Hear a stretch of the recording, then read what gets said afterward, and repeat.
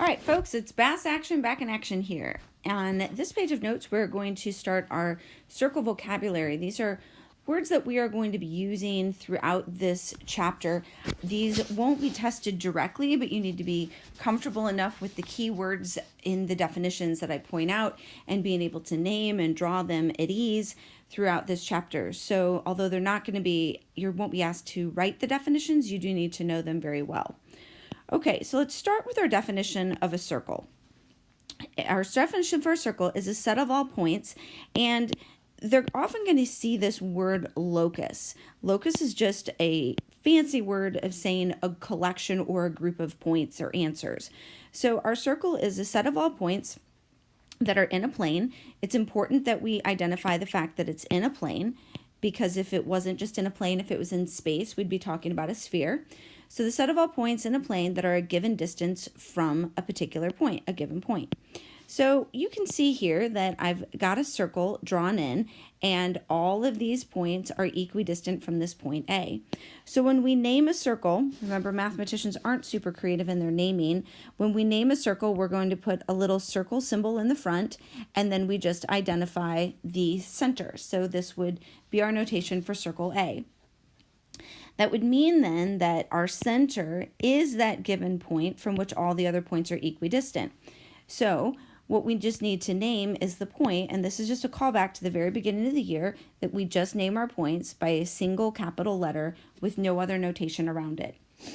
Now, the radius of our circle is going to be that distance, that set distance from the center to any point along our circle. And really, I want you to get it in your head that the circle is just this ring. It's not the space in the middle. It's just this ring that identifies all those equidistant points. So if we are asked to actually draw a circle or draw a radius, we want to draw the radius SO that's in our circle S. So we're getting comfortable reading this notation. What we're going to do is we're going to draw our circle. Okay. They don't have to be perfect. You don't need to do these with your compass. We're going to put our center in here, and we know our center is supposed to be S from the name of the circle we've been given. And then we're actually going to draw in the radius, and it just needs to be any little segment using that center S, and we're going to identify our point on the circle. So our radius is this blue segment SO. The next one that we're going to do is going to be a chord. And a key word here in our definition of a chord is that a chord is a segment. It's a segment where the endpoints are going to be actually on the circle itself. So we can see, for example, that the radius is not a chord because only one of its endpoints is actually on the circle. So we want to draw a chord SE in our circle T. So let's start with drawing circle T. So I'm going to draw my circle. Remember, these don't have to be perfect. There's my circle T. Now, if I want to draw a chord SE, I need to pick 2 points that are on the circle.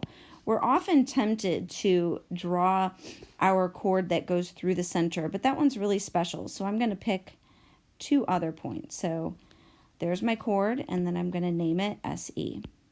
Okay.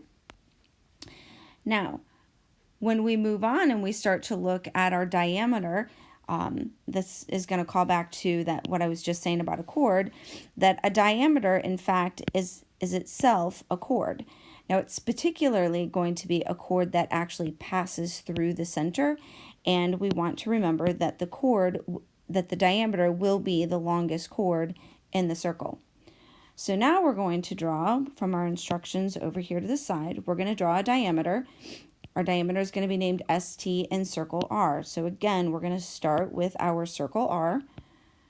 So I'm going to draw my circle, name my center.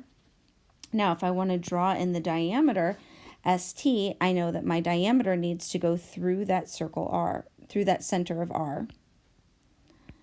Now we're kind of estimating these, so might need to fudge yours a little bit. So I'm going to name that ST. Next thing that we are going to do is going to compare a couple keywords. So the next ones that we're going to do is we're going to talk about a tangent, a point of tangency, and a secant. Now, an important thing to notice about a tangent and a secant, I'm going to talk about these simultaneously, is that tangents and secants are lines. That's different than our chords and that diameter that was also a chord, because those are only segments. So tangents and secants are lines. So when we name them, you can look over here to the side, we need to be careful that we're using our line symbol over the top of them. So if we want to draw a tangent WE in our circle Q, just as we've done before, you're getting the hang of this, we're going to start with our circle Q.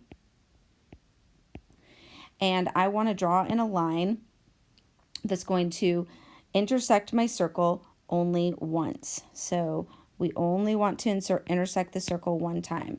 So you might need a straight edge on yours. I'm just going to kind of wing it on mine here.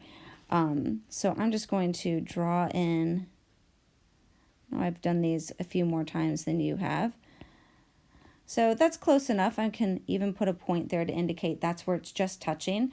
Now, when I put in the WE to name this, it doesn't really matter where I put that WE. So I can put the W here, and I can put the E here. Oops. Sorry about that. I meant to write the E there. Fix that. WE.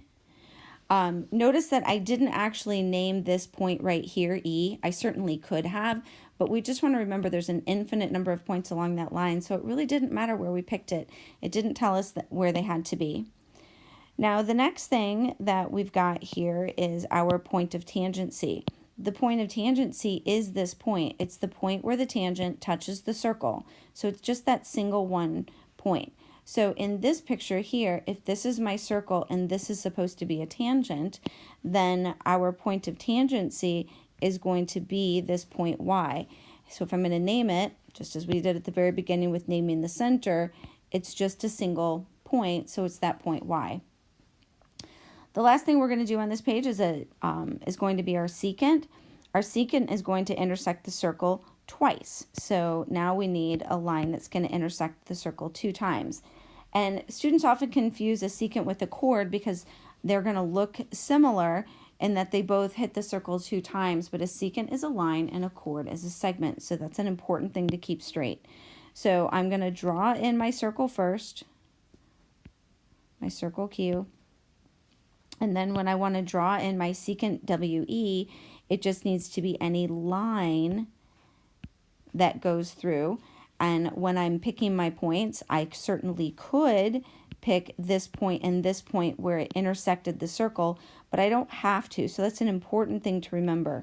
So I'm going to emphasize that idea by moving these off, and I'm going to put my W here and my E here, just to emphasize that they don't have to be the points that were on the circle.